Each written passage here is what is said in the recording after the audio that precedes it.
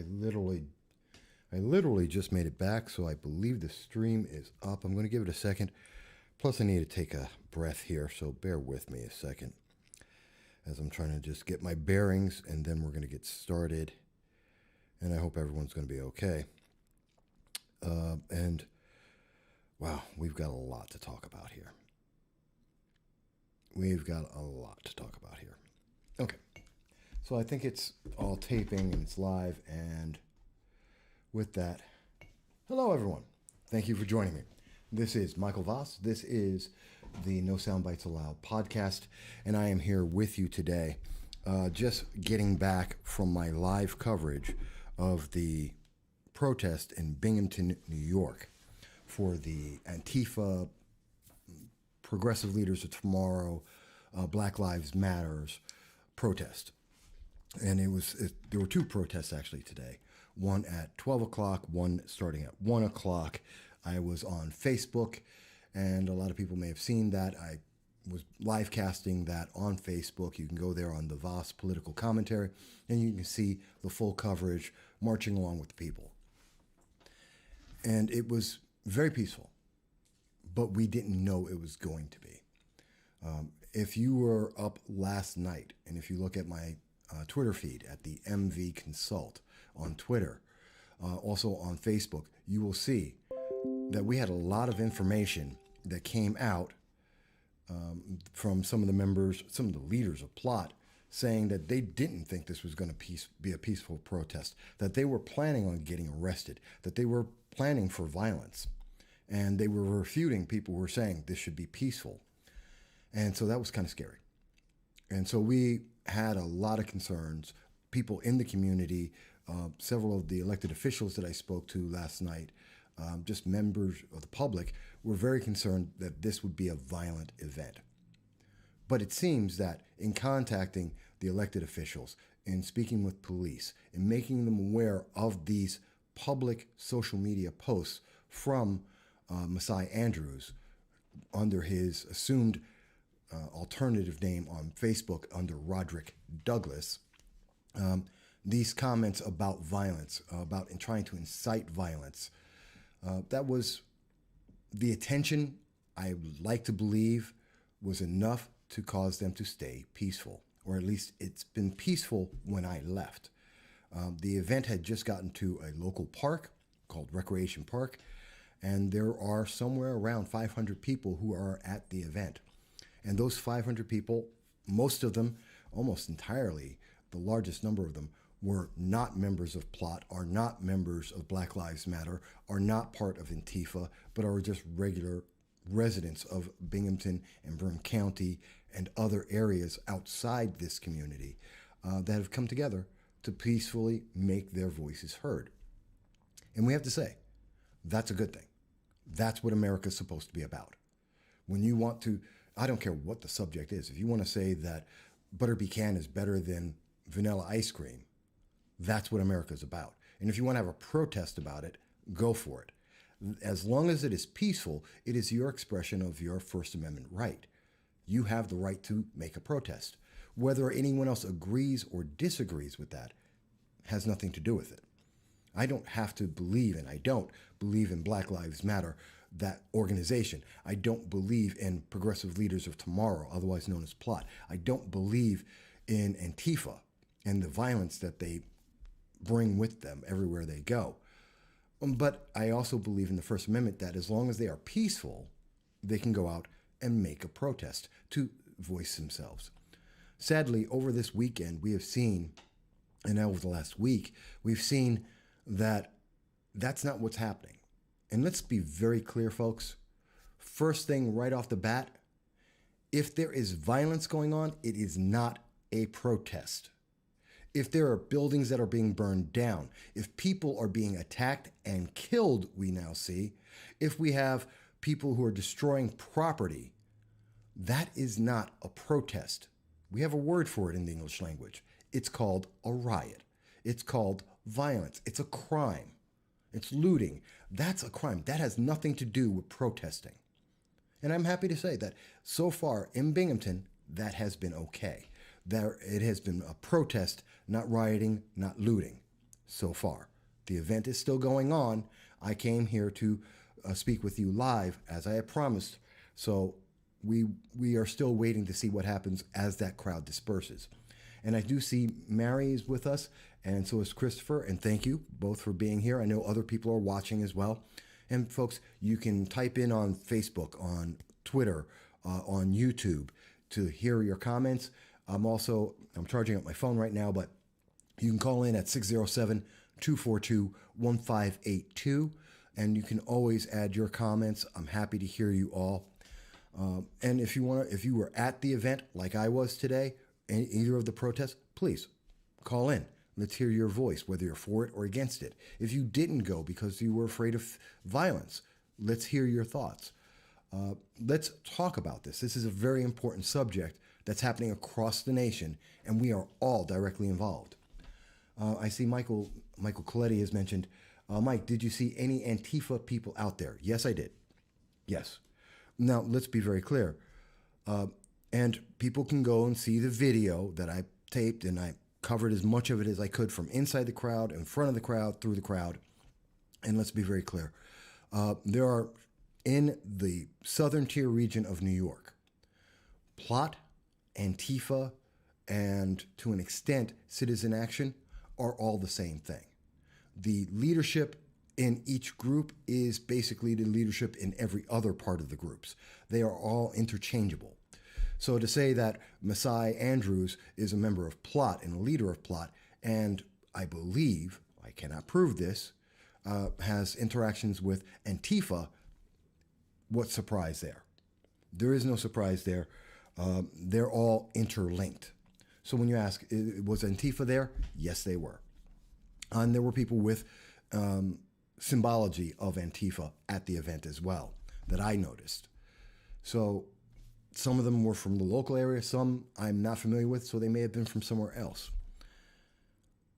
You know, folks, it's when I posted this that I was going to be speaking today, I did not intend to be talking about this. I thought we were going to be talking about so many other things. We were going to talk about the 2020 election with Biden and the process he's going through, and how the media has suppressed his actions, his racist comments for decades, to talk about his nominee, which is under his own requirement must be a woman, which takes away from women in general, takes away from everyone, because they're only filling a category. It's not about their qualifications. I thought we were going to talk about that. I thought we were going to talk about Ilhan Omar, Representative Omar, who has come out against Joe Biden because of his sex abuse programs, allegations, and the Tara Reid situation. But that wasn't it. That didn't happen because we're doing this instead. And Michael mentions also the video you took looked for the most part how a protest should go. Yes, it was very much like how a protest should go. People came together, they spoke. And Christopher mentions, holy crap, Mike, Coletti went to school. Oh, okay. That's about who he went to school with. But yeah, this conversation is going to be about protesting and whether or not violence is a part of this. And I'm a little tired, folks, because I've just been running around, going back and forth, and I just literally got to the studio just before I started taping. I have to say, I'm absolutely for, and I believe in the protest, the argument, the discussion about the violence that we saw against George Floyd. And as far as I can tell, there really isn't anyone in the nation who is standing up and saying, hey, that was a good thing, what happened to George Floyd. I'm not aware of anyone who has ever made that statement. I have not seen anyone who's even hinted at that statement. I have seen pretty much universally, across the entire country, everyone has agreed that that was an atrocious incident, that the people who did that, the police officers, need to be arrested and have been, and they have to be tried through the justice system, through the courts, and get the full punishment if convicted. I see no one who disagrees with that. I don't disagree with that. Put them in jail for the crime that they've been committing, what we see was on video. No one disputes that. So then comes the question, well, why have a protest? And there are people who say, well, this is a rampant condition, and therefore we have to have this. And yeah, it is something that happens quite a bit, just as it happens to white people, Asians, Hispanics. Police abuse of power is not restricted to a single race, creed, or color. It happens to people everywhere in the nation, sadly, and it is a very small number of police officers that do it. And when we find them and when we catch them, we need to properly prosecute them and throw them in jail for the crimes if they are convicted. So that's important. And that's something we see throughout the nation, and everyone agrees with that. Everyone. And the protest, because to emphasize that and remind us that we do need to keep on top of this. This is not something that we can just, there is no quick fix. There's no way that we can say, well, we did something and it's done. This is something you stay on top of, because power can and normally does lead to abuse. Ultimate power, abuse, ultimately. Although we have to remember, the overwhelming majority of police officers in our communities are great people. They do a tough job, and they do it very well, overwhelmingly, every day, everywhere in the country. Because if they didn't, then you'd be calling the local crackhead when someone broke into your house. You'd call Plot and Antifa to come and try and figure out who robbed from you or who stole your property. But we don't do that because they're not qualified. They don't do that. And they're not good at it. Our police are. And overwhelmingly, they do the right thing. And I want to emphasize that. And when they don't, we need to use the full force of law against them to remind the rest of the police officers abuse of power is not acceptable. And everyone agrees with that. So I have to ask the question, where did the violence come from?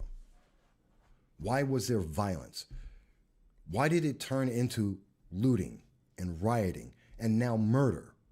Gentlemen, and it was a very vicious and graphic scene in Dallas.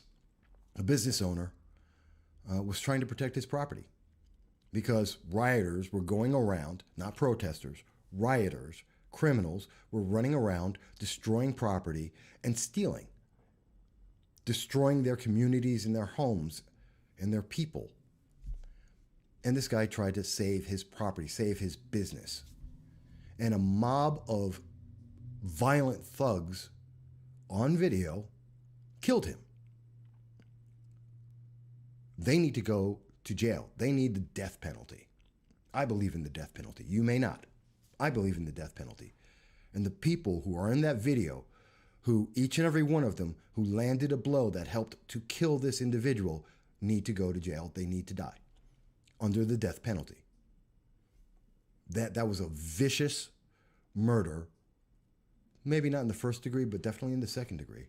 He was there. They had the opportunity. They killed him because their motive was, well, we're looting. That needs the death penalty, in my opinion. You may disagree. And I think it's important to say, I see a lot of, just coming out also today, there are a lot of Hollywood celebrities that are out there, and they're paying for people who've been arrested for rioting and looting. Notice, no one has been arrested for protesting. You don't get arrested for protesting. It's your First Amendment right. No one's stopping anyone from protesting. I have not seen, well, in Minnesota, there's been some issues. I'll get to that. But overall, overwhelmingly, in all the cities and across the country, we've not seen people who have been arrested for protesting. We've seen people getting arrested for rioting and looting and violence, as they should be. And now we have Hollywood personalities, celebrities, who are banding together and giving money to the bail of these individuals who committed a crime. I disagree with that. It's one thing to say, okay, if you told me you're donating money to the people like the fireman who put his life savings into opening up a bar that the looters and rioters then burned down because they could, and used the excuse oh, but it's George Floyd. That's crap. Why aren't those same Hollywood celebrities, although I know Robert Davi is, but everyone else is giving money to the people who got arrested for burning down that man's business? Something is wrong with that. Why are you rewarding the criminals who have tried to usurp and take over this message? If your message is, I want equality, I want peace, nowhere in that message does riot and looting and violence come in, ever. And the news media needs to stop pretending and protecting these individuals by saying that this is a protest. It is not. And you do not help anyone in America, and you do not advance anything in America by conflating protest with violence and looting and rioting. It doesn't work. It is not to anyone's advantage. You may say, Mike, you got it wrong. That is your right as an American to say you disagree with me. And if you want to type in or call in, more power to you. I will give you your voice to tell me why I'm wrong. But I don't think anyone in their right mind will say I'm wrong on that. By the way, we do have some more people saying, it was, one second, I'm catching up to the comments here. Chris mentions he knows a lot of officers, police officers who are outstanding police officers, as do I. I know a couple that aren't great either. I know a couple of not so good cops. I know a lot of great cops. And guess what? The ratio is over 10-1. But I'm just being honest about that. Not every human being is a wonderful person. Everyone isn't running around like Mother Teresa or Gandhi. I don't expect that. But I do expect that many, overwhelmingly, massively overwhelming number of officers that I have met and spoken to in my lifetime across the country and here in the Southern Tier where I live now are professional and exceptionally good at their jobs, and they have no bias that I've ever seen. Let me go on. Tina says, hi. Hey, Tina. Chris has mentioned, okay, I see Michael Coletti agrees. I see Mary asking, are they flipping nuts? Yes. The people who are creating the violence, the riots, the looting, yes, they are nuts. They are intent on using this emotion to advance their goals, both monetarily and politically. And we should separate that and understand there is that difference, in my opinion. If you don't agree with me, that's fine. You can tell me. I'm reading the comments. Most of this is coming from Facebook right now, but you can go on to YouTube, or you can send me a tweet or call in. Michael Coletti, typical Hollywood idiots. I agree with you. Mary mentions, how is the destruction or killing a protest? Sorry, those are crimes. Yes, Mary, I agree with you. And I think we need our media to say that. I think we need our elected officials to step up and say that. And Chris mentions that destruction solves nothing. I agree, Chris. Now, mind you, yesterday I was speaking to several elected officials. And in speaking to them, I warned them and made them aware of the comments by Masai Andrews under his alternate identity on Facebook as Roderick Douglas. And I made them aware of his intent, or his apparent intent, I should say, for violence and arrests to happen and fundraising for those arrests that he expected to have happen, and his refutation of people calling for peace. And, I heard back from one person, and there's another politician who still, to this moment, has not made a comment to me. And I know that both of them are aware of what was being said last night. Now, I can only hope one of them happens to be a Democrat, a prominent Democrat, and an elected official.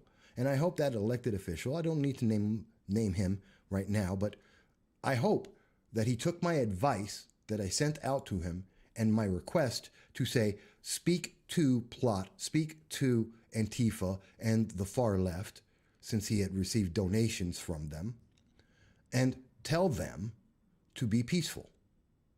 I hope the combination of awareness that was going on last night, and hopefully the Democrat elected officials reaching out to these fringe groups and saying, this needs to be peaceful.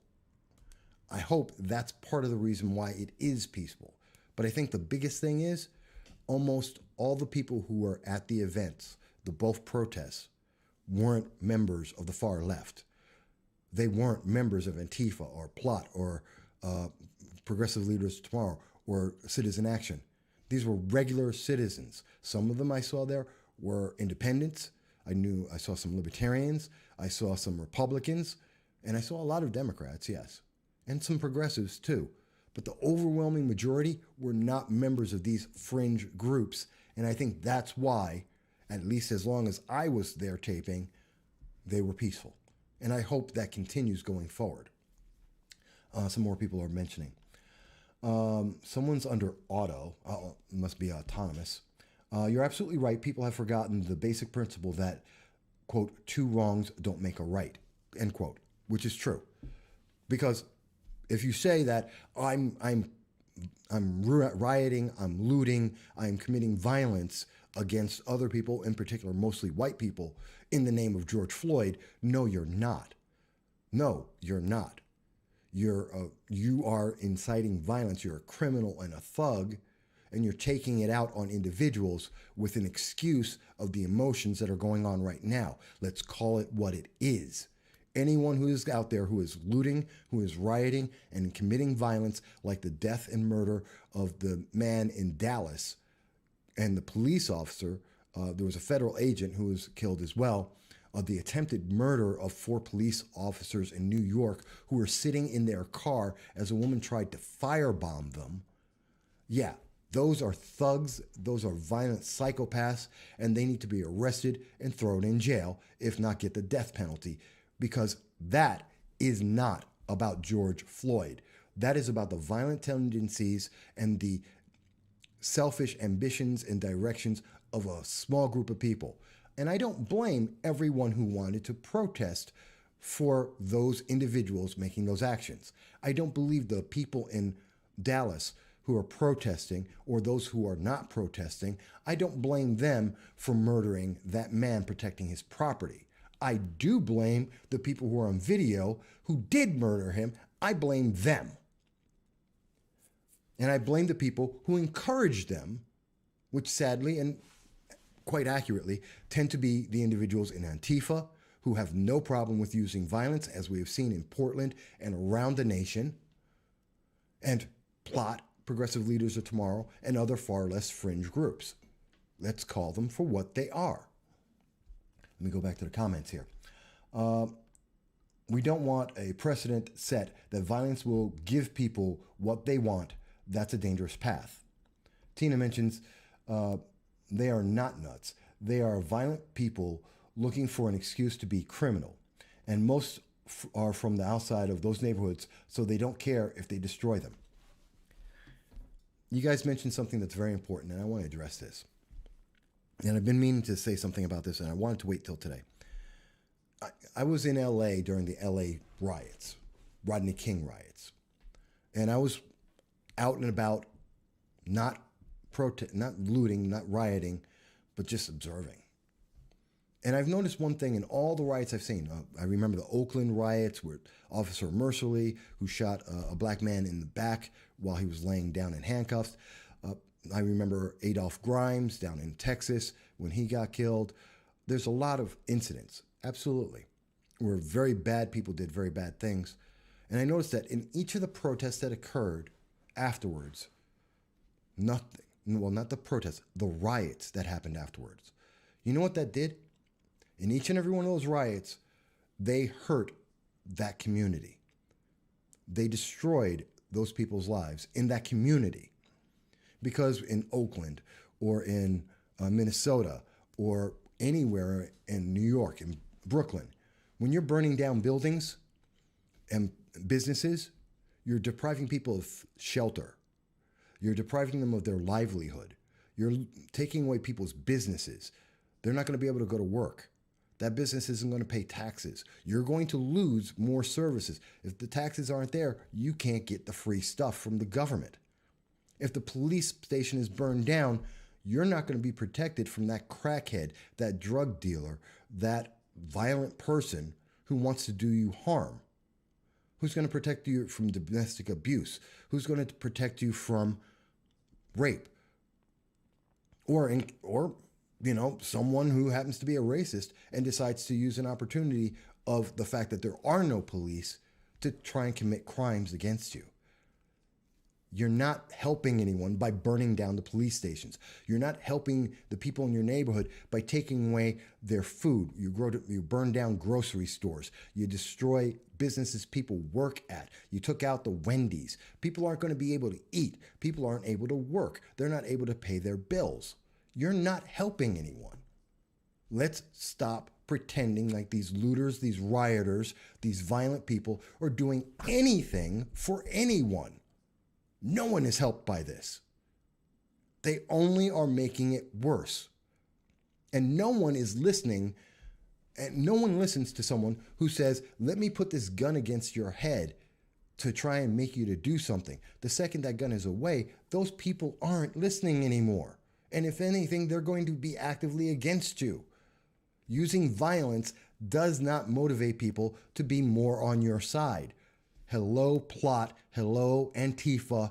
Get it through your heads. Your violence is not motivating people to be on your side. Oh, we have a comment coming in. Hang on, folks. 1 second. Stay on the line, whoever it is. Hello. Can you hear me there? Can you hear me?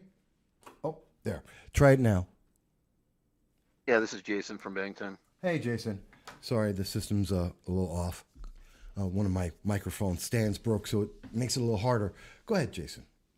Hey, how you doing? Yeah, I did go over to Rec Park today. I took a little look to see, kind of what the size of the crowd was happening, and then, it was interesting to see the size of the people, and like you said, it seemed to appear to be pretty, peaceful. And then after I saw that and they started chanting, I got bored and I left. But I just had some comments to make about the entire situation and kind of what made more to me what this is about than what I think a lot of people are perceiving it to be. And I don't see this as being about race at all. I don't see this about being about police. I see this about socialism. I see this about communism.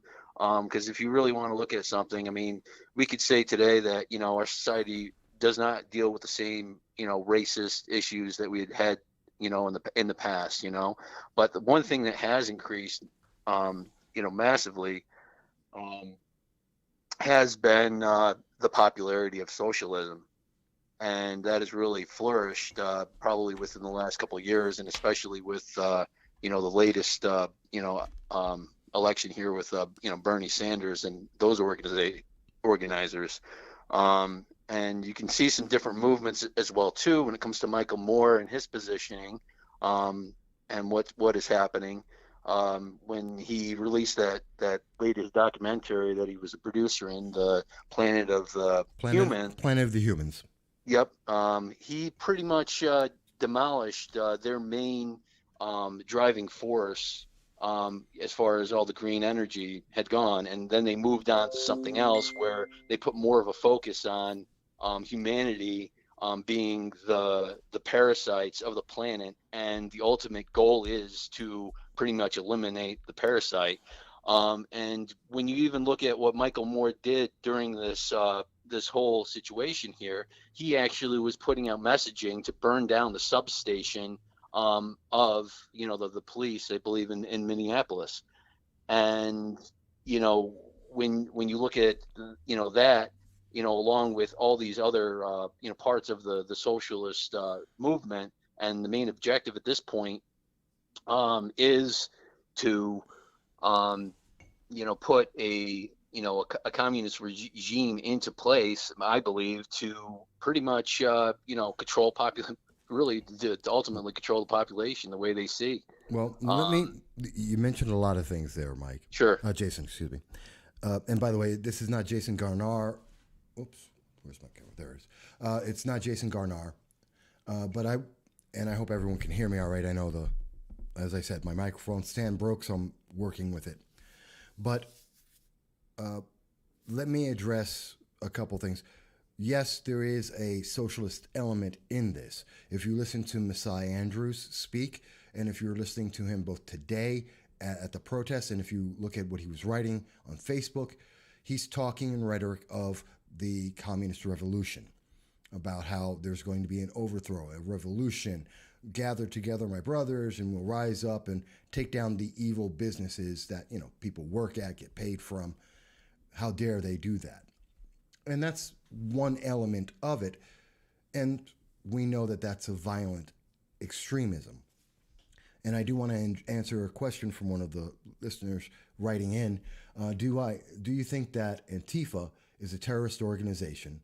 There have been posts by AOC and Harvey Stenger, the BU president, Binghamton University. Have they been helpful? I also have Michael Coletti saying that don't forget COVID caused with the local businesses in those areas to shut down and possibly never open again. So before I go, and I know there's another comment, but let me address that in relevance to this. Yes, Antifa is a terrorist organization. Yes, President Trump just made that official. I've always thought that. I have spoken about that over the years, just as I've spoken about plot in this local, in my local community here in the Southern Tier. And yes, they are dangerous, they are violent, and they are not in the best interest of any community. And I do believe that they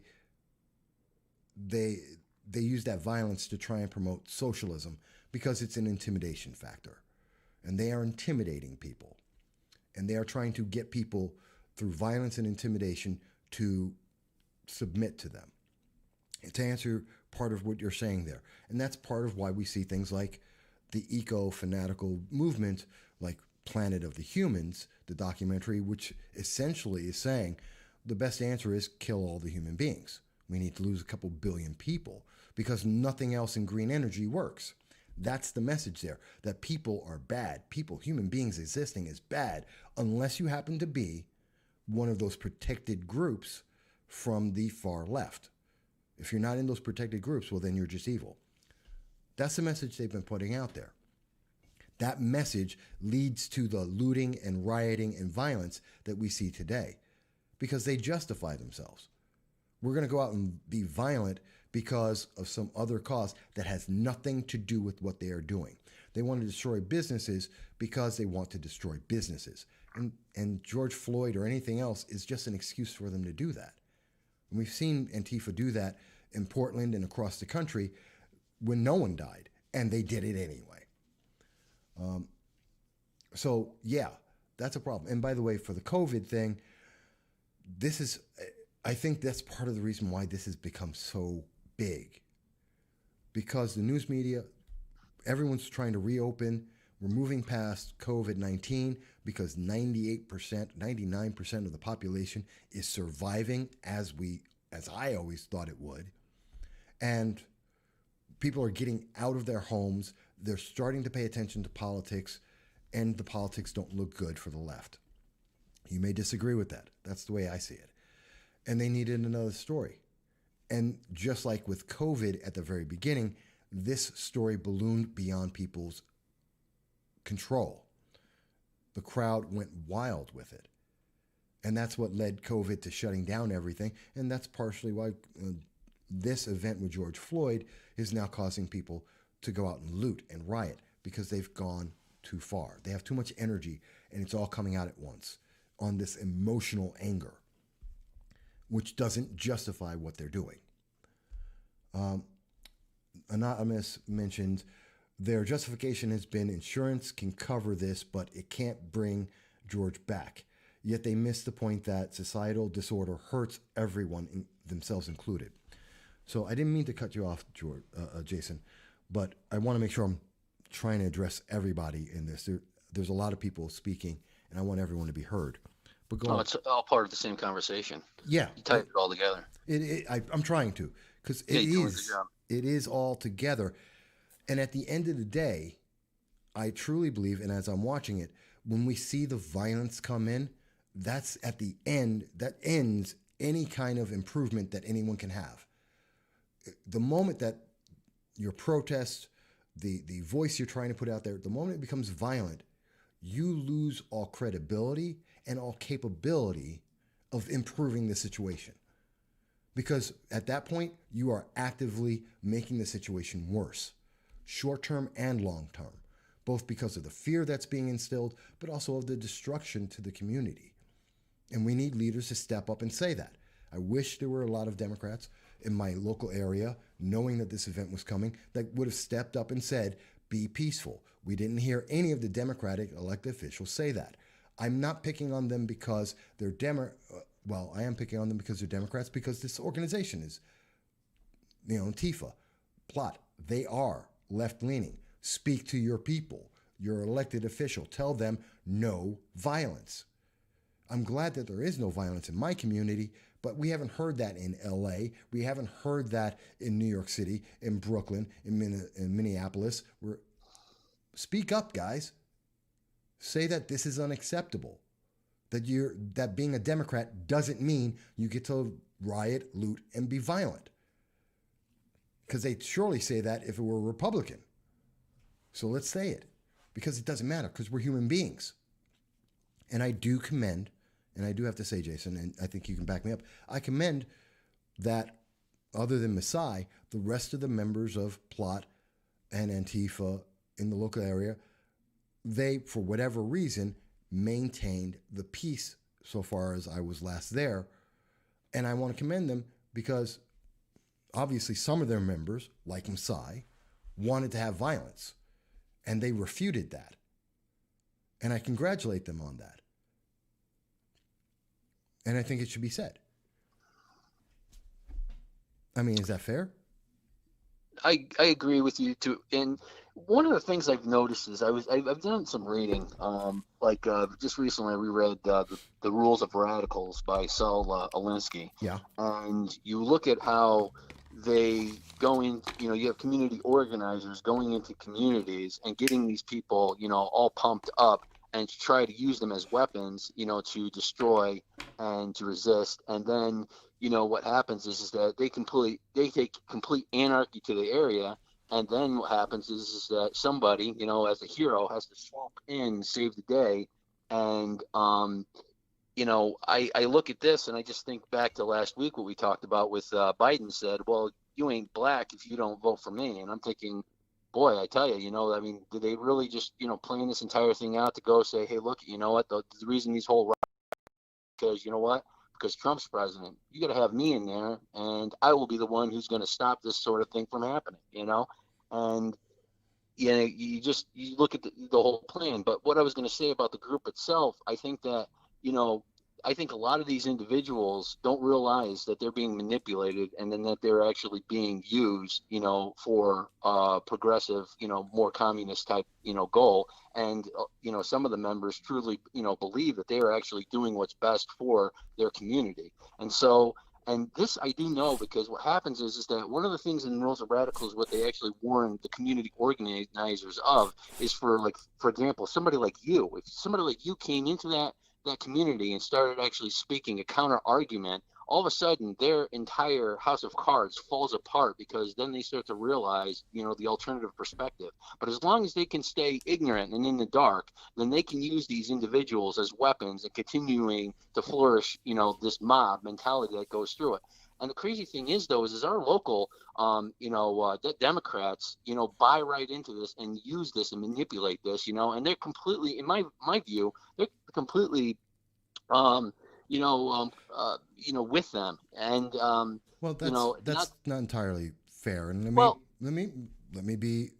I know pretty much every elected official and or candidate in 8 counties, at least, at every level of government, local to federal. And I can tell you that not all, but the overwhelming majority, regardless of Democrat or Republican, most of them do not support violence. I can say that. Are they willing to say that publicly? Not so much on the Democratic side. They'd rather be silent and talk about other things and not address the issue and try and avoid it. And the media usually lets them get to do that. But then if they do address it, and I have to tell you, when I went out today, I can tell you there are many members of Plot, there are many members of Antifa in this local region who have threatened me, they have cursed me, they have insulted me. They've been looking for ways to attack me for many years. And they've told me that in person as well as in other formats. So I was very scared showing up today because I was afraid that they would treat me like Andy Nago and try and attack me, because they've made those threats before. And this is a kind of environment where that could happen very quickly. But I went out anyway because it needs to be covered and people need to have this discussion. And I will do that. I didn't see any of the elected officials out there from the Democratic side, which, you know, this is their party. This is what their party promotes. They should be. It says something about that. It says they don't want to be involved with it. They don't want to be tied to it, even though they benefit from it because they get supporters and volunteers and money from it. But they don't want to actually be involved because they know the community doesn't agree with the violence. The protest, yes.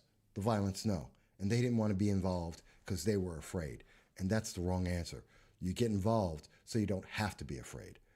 So I did want to clarify that. I suppose, I guess it's just my perspective. I think that if they don't speak out against it, then they're complicit to it. And since they benefit from it, then, you know, they, in my view, are, you know, part of the problem. And, you know, the thing is, though, is that you've got individuals like, you know, from these organizations, you know, that are voting and promoting these Democrats in this area, right? And what they're doing is they're trying to dox and destroy you and to shut down your freedom of speech. And guess what? This benefits them, you know, because the thing is that if they can strike fear into you, right, these groups, then guess what you don't do? You don't run against these Democrats, and they know that, you know. So they're using these individuals as weapons and pretending that, hey, you know what, I'm not, you know, going to do anything. I mean, granted, I mean, if they you know, some individuals that do stand up against organizations like Plot, it does turn into a conflict between two of them, but the bottom line, though, is that the entire Democrat Party has to coalesce around pretty much, you know, ousting, you know, these progressive groups and their ideology of this dox and destroy mentality that, you know, the Democrat Party has been being rewarded for. Well, that I got to let you know, they're going to dox me, or at least they're going to attempt to. I know one of the members of one of the far left groups was taking photos of me because at one point while I was covering one of the protests, I had my mask off, and she took a picture of me, and I happened to be like, hey, because I'm not afraid. And yeah, I had my mask off at that moment, although throughout the rest of the event while I was surrounded by people, I mostly did have it on. And many of the leaders in that organization didn't, because, and the attempt is going to be, Mike doesn't wear a mask. He wants you to die of COVID. They told me that's exactly what they're going to put out. That's the message they're going to put out, with a picture of my face without a mask on as I was in the middle of taping the event. And it's not about what I was doing. It's not about the message of getting the information out there fairly and honestly, unedited, so people could see what was going on as it was happening, because protests should be heard. But no, it's about, and I'm going to punish you because you're a Republican, Mike. I'm going to punish you because I don't like what you have to say. And to that I say, no, take my picture, fantastic. Yeah, I didn't have my mask on. By the way, how many other leaders of that organization, of Plot and Antifa, were at the rally, didn't have masks on, and they didn't say a word about them, didn't walk up to them, but they want to come after me. And this is, see, they want you to be afraid. They're using it as fear. See, you're afraid, Mike. Aren't you afraid? It could affect whether, and for people who don't know, yeah, I'm running for an elected office. And they're going to say, oh, well, see, we're going to use the COVID thing and we're going to attack you. Aren't you afraid? Because you're going to lose votes. Maybe, maybe not, but I'm not afraid. I will deal with it, and I will be honest and open and tell people why. And that's the answer we need to hear from on the left and on the right, is we're not afraid. We're not going to bow down to the intimidation tactics and the violence. or these loud voices and just be cowed into submission. Things happen. Life is life. And the answer is we will address it, we will deal with it.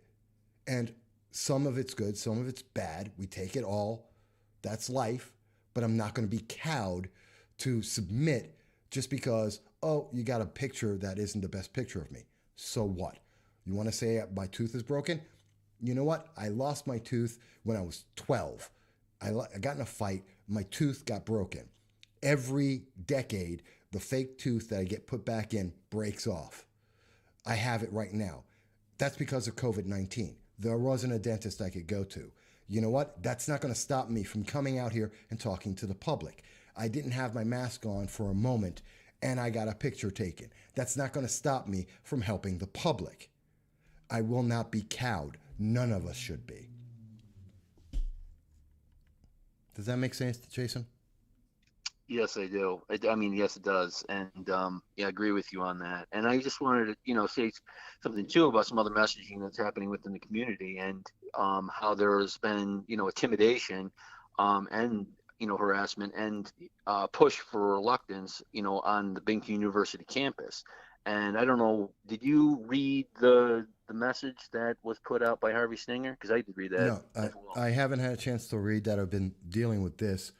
And I know there's a lot of people who are typing in, Mary and a few others who are speaking about other issues. Yep. So I do want to address some of that too. Hey, Vic, I see you there too. But just wrapping up, what did Stinger say? Well, he pretty much, in my view, was to the point of actually saying that these acts of violence against, the Black community is something that's systemically happening every single day.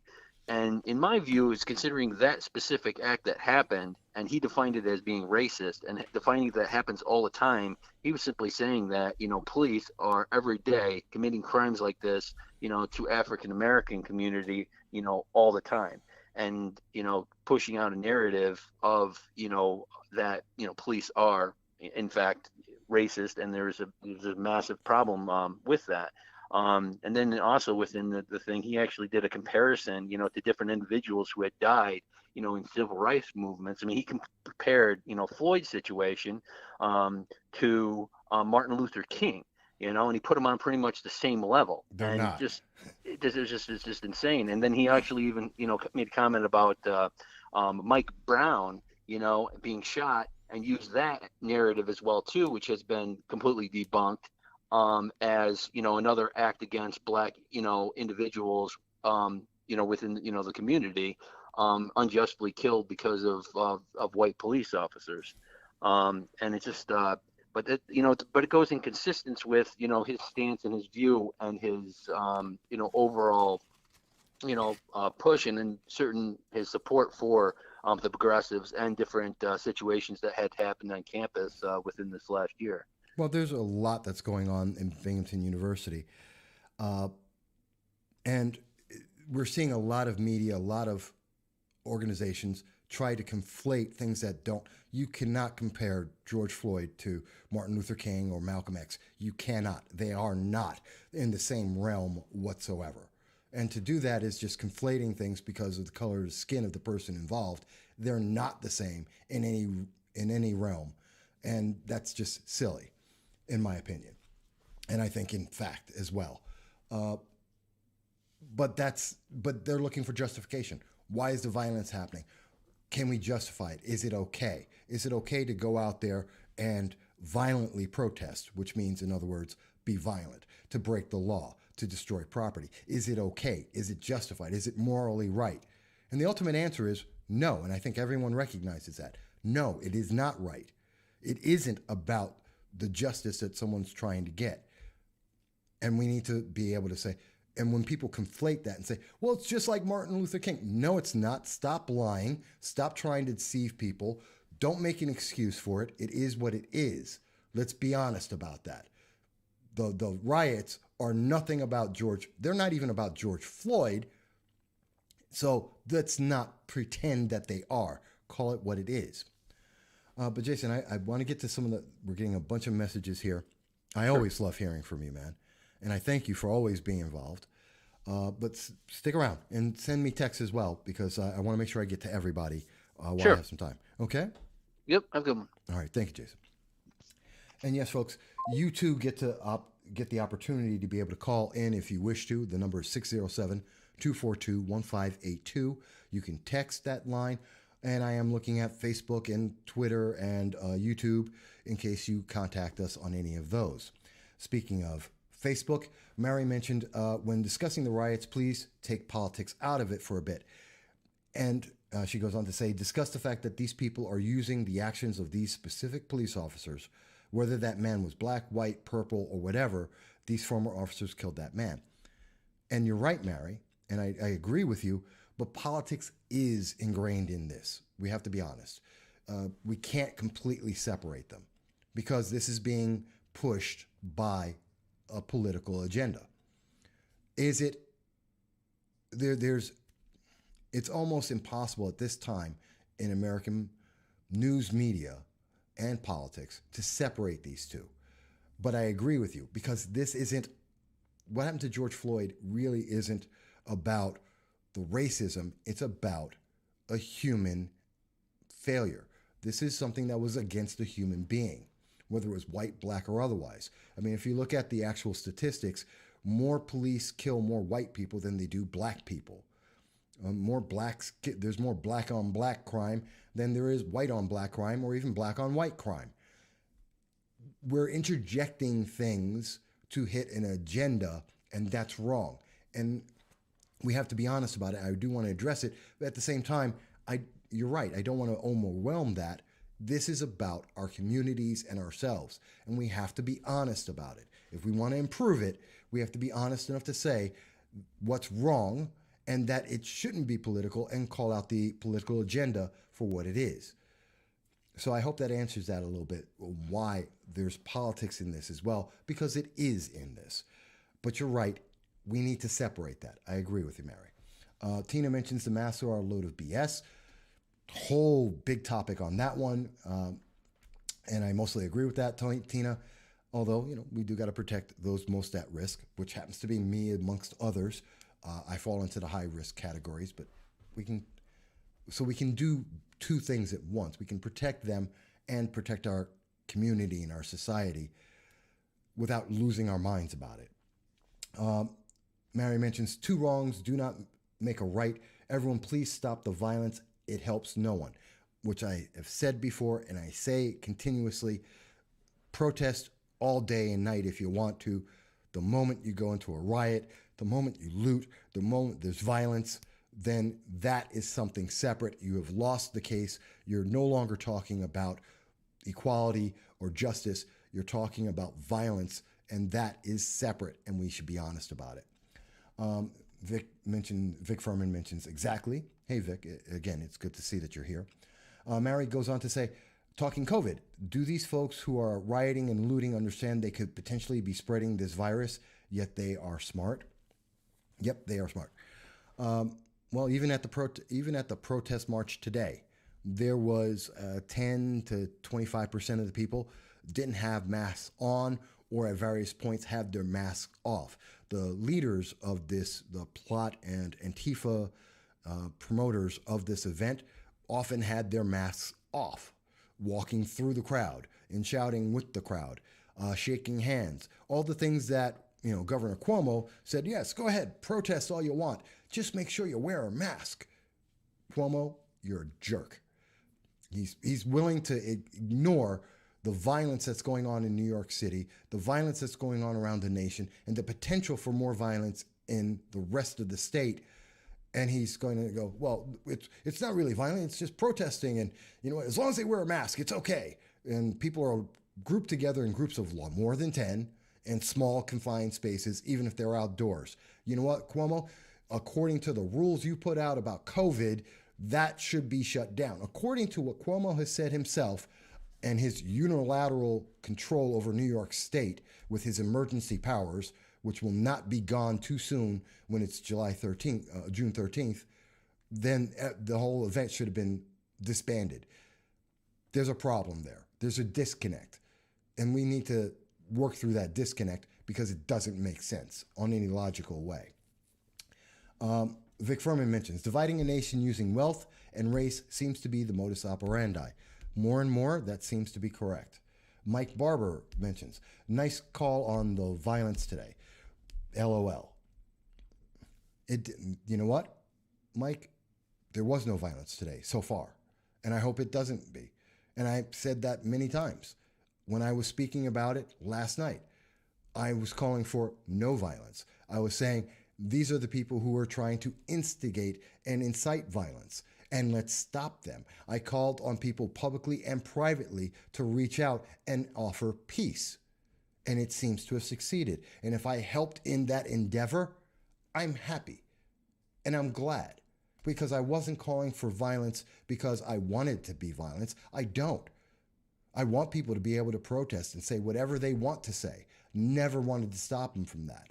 But at the same time, when I see that someone who is promoting an event, who is a leader of an organization that is putting out statements saying, oh, violence is going to happen, yeah, I'm going to call that out.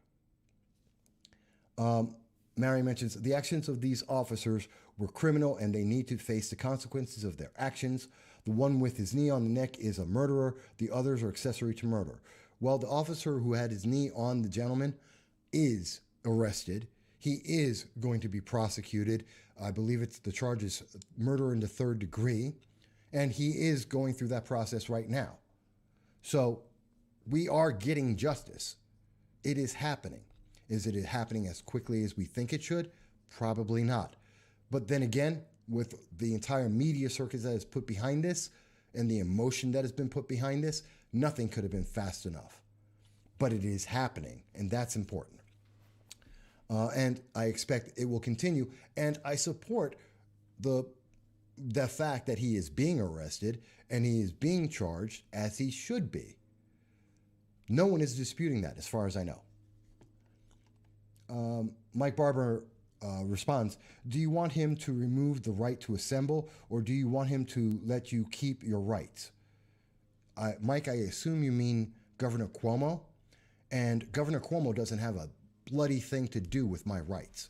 My rights are given by God and the innate fact that I am alive and a human being. That's what our Constitution says. The Constitution is not our rights. It is a bill documenting the rights of government. It is a limitation on government. I automatically, by the moment I was born, have the right as an American citizen to speak, to assemble, and to defend myself. First and Second Amendment. Government has nothing to do with that. Governor Cuomo does not have a right to take away my ability to speak. He does not have the right to take away my ability to assemble. We can agree and allow government to have some control over that, just like you can't yell fire in a crowded movie theater without a fire actually existing.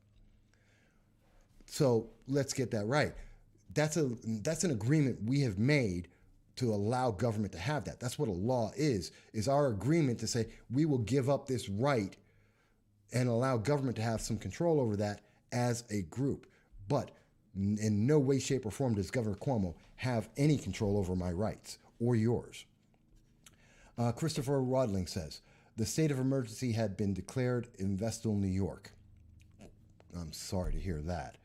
I can't check the link right now, but it's breaking news that there is a declaration of a state of emergency in Vestal. What's happening in Vestal that we need a declaration?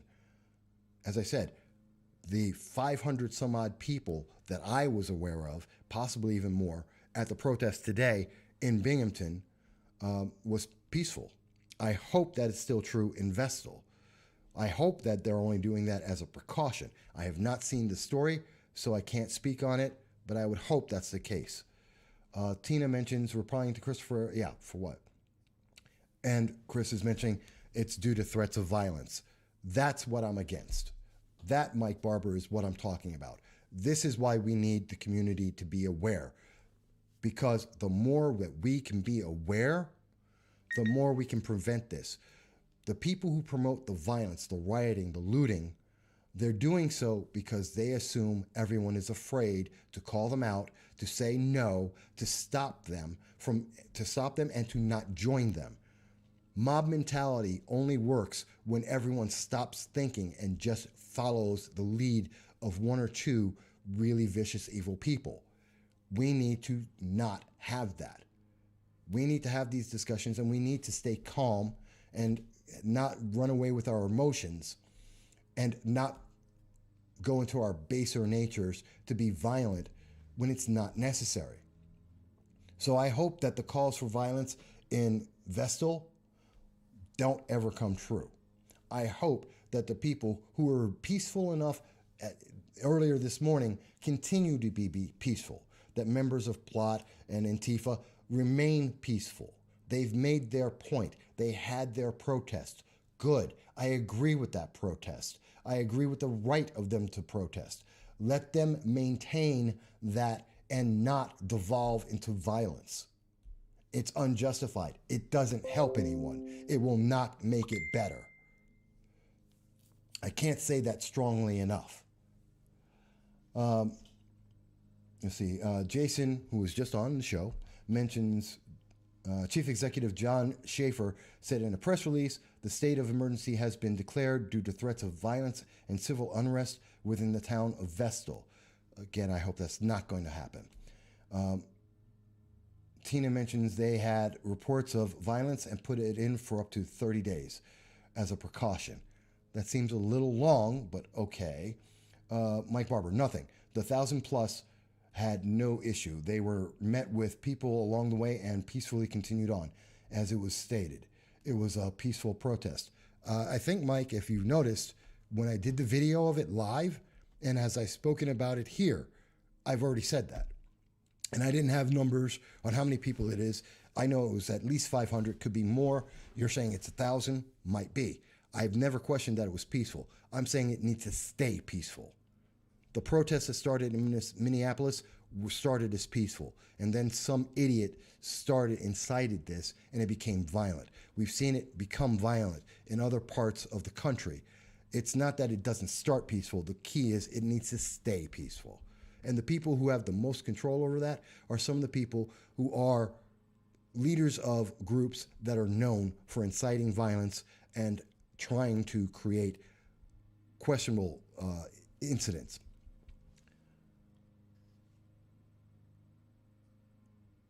And Mike says that it was peaceful all the way to Rec Park and back. Good. Yeah, I was there too, Mike. I was there from the actual very beginning.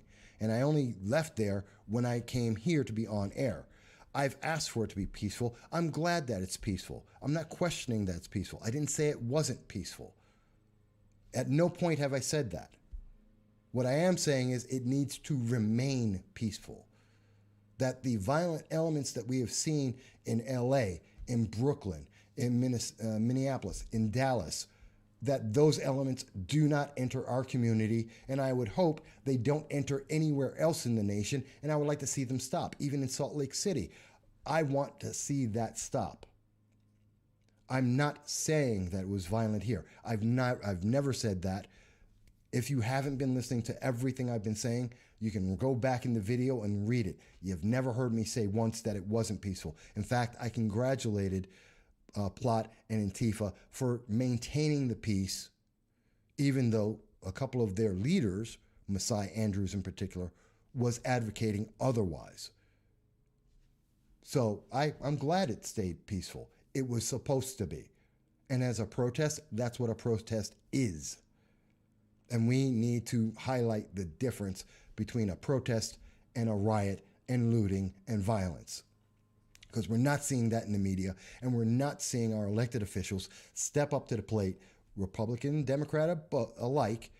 But since these are Democratic organizations, I have more emphasis on the Democrats, but both of them stepping up and saying this is unacceptable. And when we have heard someone say that, which happens to be President Trump, when he has said that, he is being attacked in the media, and I think that is wrong.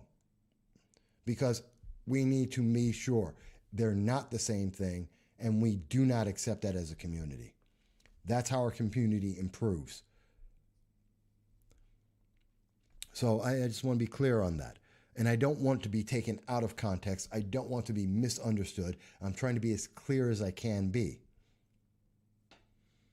And where does this go? Where do we go next, folks? That's the question I have right now. Where do we go next? We have an economy that is in deep trouble. We have problems. In 60 days, we lost over 28% of revenues in the state of, in Broome County.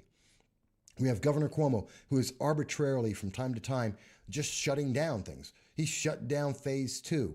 Yes, we got lucky that it got turned around almost immediately, but he arbitrarily shut us down, which would cause more businesses, like I just reported and just noticed, Audio Man in the city of Binghamton on Main Street is now permanently closed. Those are jobs and businesses, services that are never coming back. That business is gone. That means more people who are unemployed. That means people who are not going to be able to fix their cars. That means that there's revenue for taxes that are not coming into the county. This is a long-term problem. And in part, that's because we shut down America. That's because we have had this slow reopening of America, which adds to the tension and the anger that feeds into events like this. And that's scary, because people are very angry and very upset. You know, the Operation Crush COVID that was basically telling people that you're a prisoner in your home every other day and you couldn't go outside, that's a problem. That stress, that pressure has been building up, and now we're seeing it released, and we have to be careful because we don't want it to destroy us long term and let this explosion of our frustrations come out and actually destroy our communities just because we're upset at things that aren't even related to this, but it's all coming out at once. Mary mentions COVID is going to change the world as we know it. It already did, Mary. It already did. You don't shut down the world, the economy of the world, and not change everything. And this is just one, I believe, this is one expression of that. The frustration, anger, the anxiety, it comes out in everything. We're human beings. It's not just one thing. It's all that emotion that's coming out. It's all that bottled up anger, that isolation. It's all coming out now. We're watching the crowds of people. Not a single person at either of the protests were thinking about COVID today. Governor Cuomo may have been thinking about it, but that's only because he's trying to find something else to talk about besides the violence that's involved.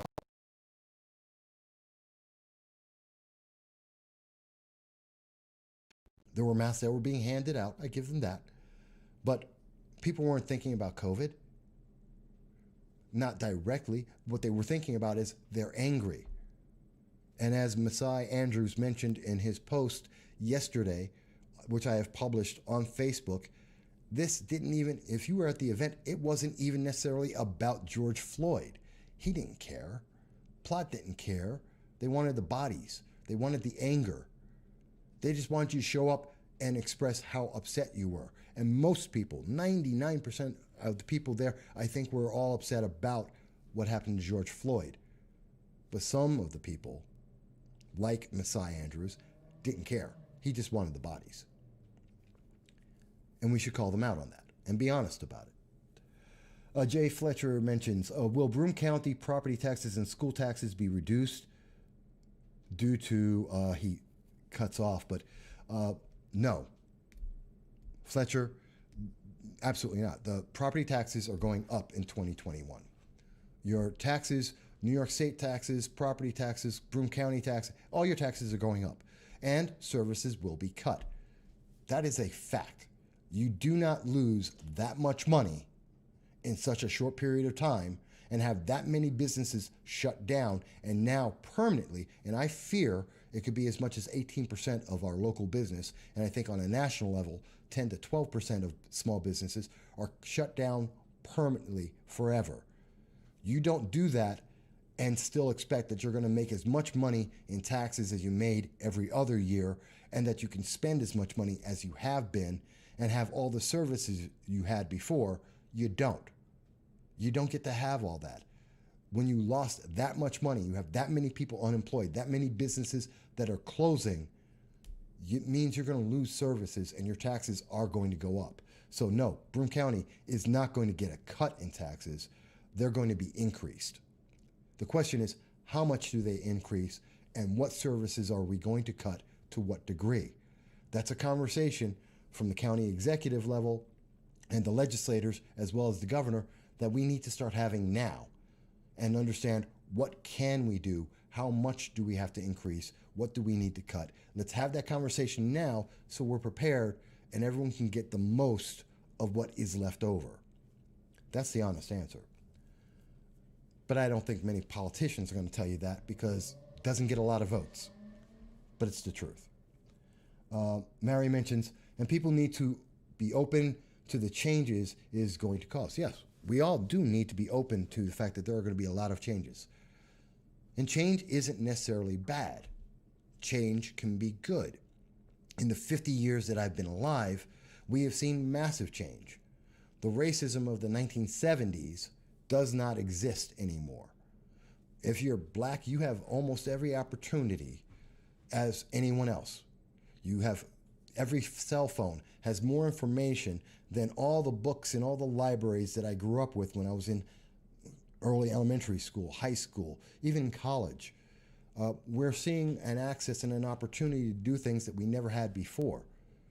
Things are open. We are changing, and we have changed for the betterment. And as much as people want to say, oh, it's so racist, it's so horrible, you know what? I've been alive 50 years. It was worse. And people who are older than me, who went through the civil rights movement, absolutely know. It was far, far worse. We are far better. We have improved. It is a better life. Can it continue to be better? Absolutely. But to tell me that it's absolutely horrible and we've never made any improvements is a lie. And we should not lie to each other about that. Can it be better? Yes. Are we making it better? Absolutely. Is it the worst it's ever been? Absolutely not. Let's not kid ourselves. And let's see. Mary mentions, who would have thought seeing pictures and video of China and the Chinese people in the past and all those folks with masks on, that would now be us. I see people who get upset that we are required to wear masks now in public. I think this is going to be the new normal for some time to come. A lot of people are going to wear masks because of fear. And to an extent, that's a good thing. And to an extent, it's not. There is something to be said about herd immunity. The fact that when enough people have caught something like the flu or the common cold, a lot of people become immune. And then it doesn't affect them as much. To an extent, that's always true. So there's a good and there's a bad to it. Having masks on are bad for respiratory systems. It can affect you negatively. It can extend and intensify colds. There are good and bad to this. But it is something that we saw in Asia, and yeah, we'll probably see it in the world. But if you notice, in Asia, not everyone wears a mask. Not all the time. Some people do, some people don't. That's probably the norm going forward. Some people will. Some because they have immune issues, because they're more susceptible to something. And they'll probably wear masks going forward. Okay, and that's all right. I'm not upset about that, especially when it's a choice. When government's mandating what people do, not always is good, because it doesn't always work out. It's not necessarily in your best interest.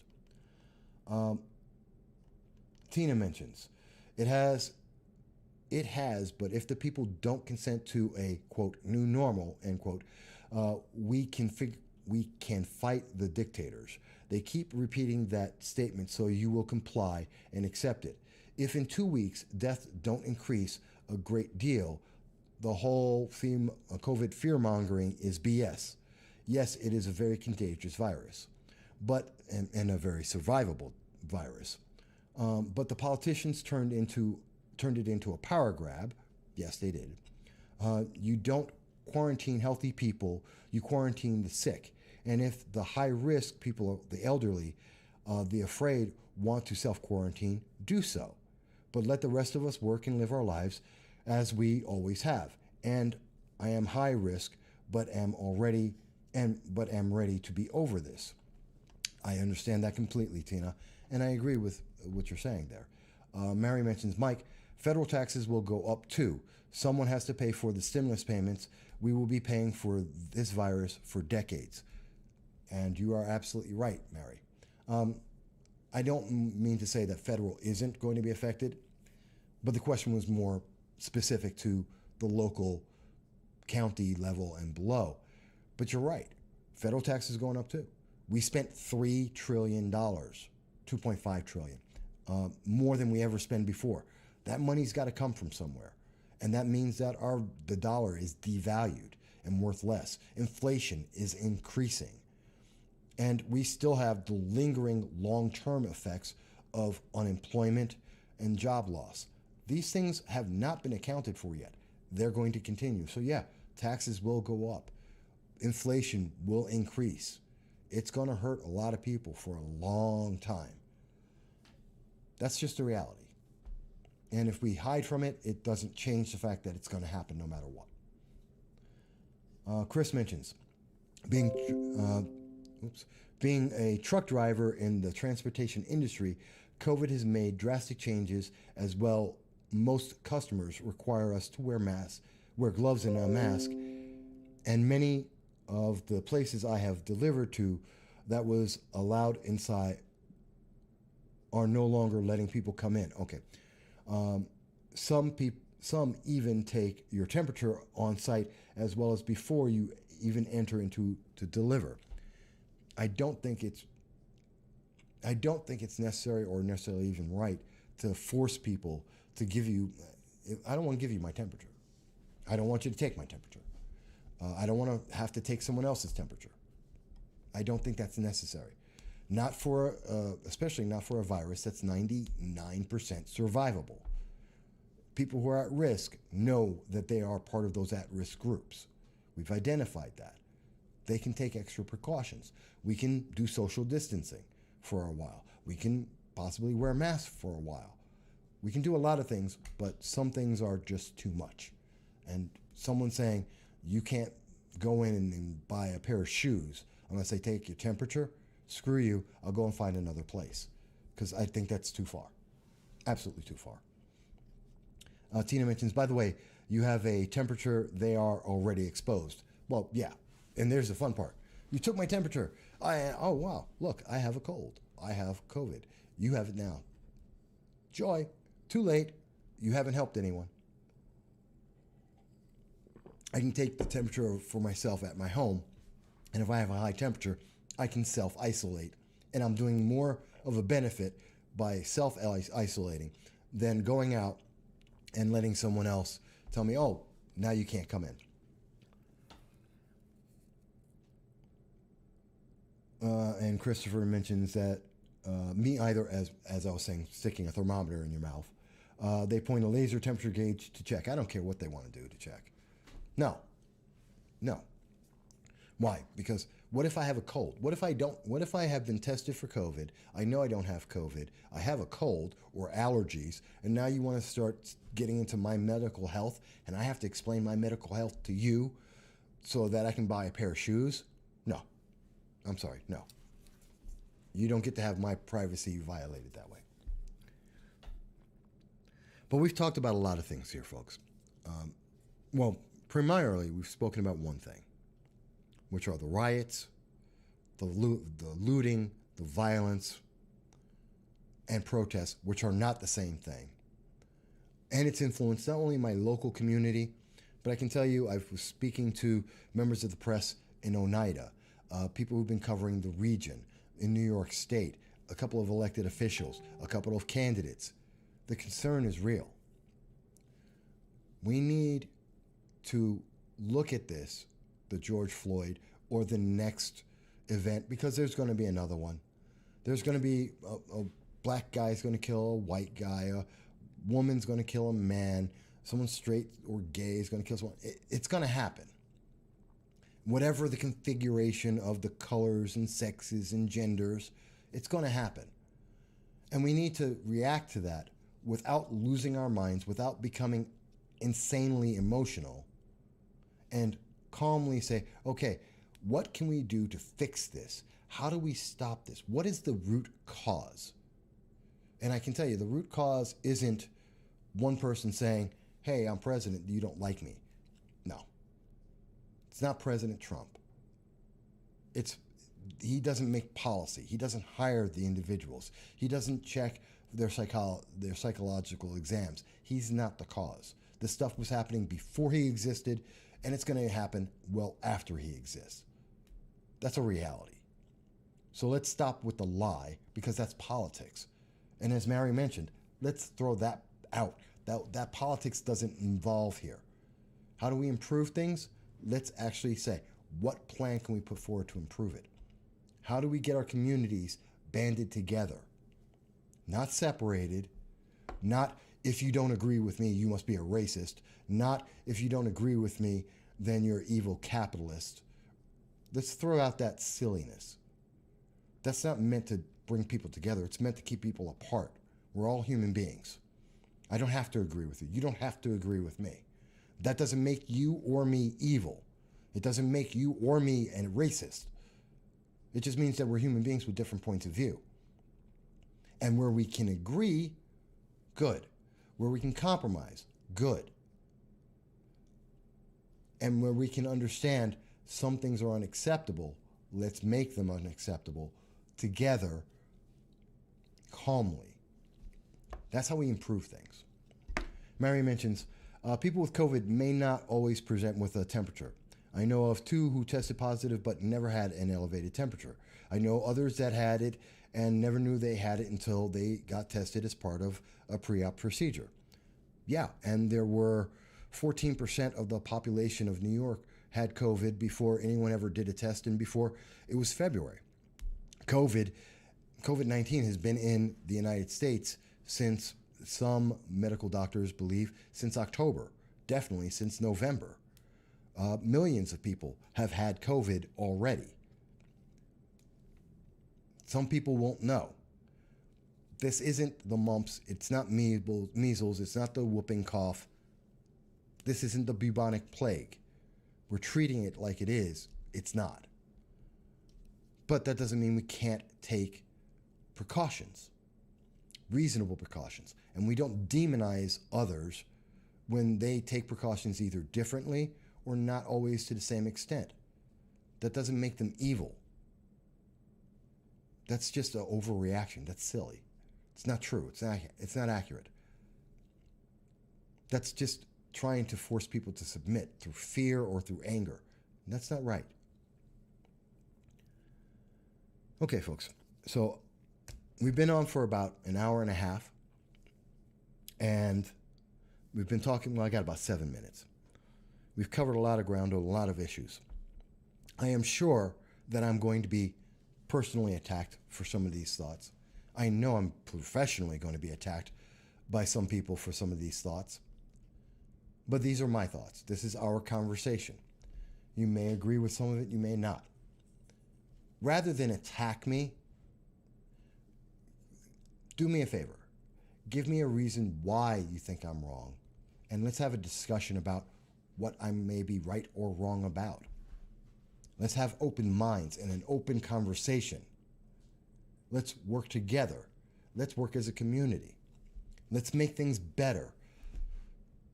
Don't just attack. Don't just belittle people or demonize them, left or right, because that doesn't help anyone. That doesn't improve anything. That's not the way to make it better. It never has been, it never will be. And that's not necessarily just an opinion. I'm pretty sure that's a fact, that if you just demonize people you don't like, you don't improve anything.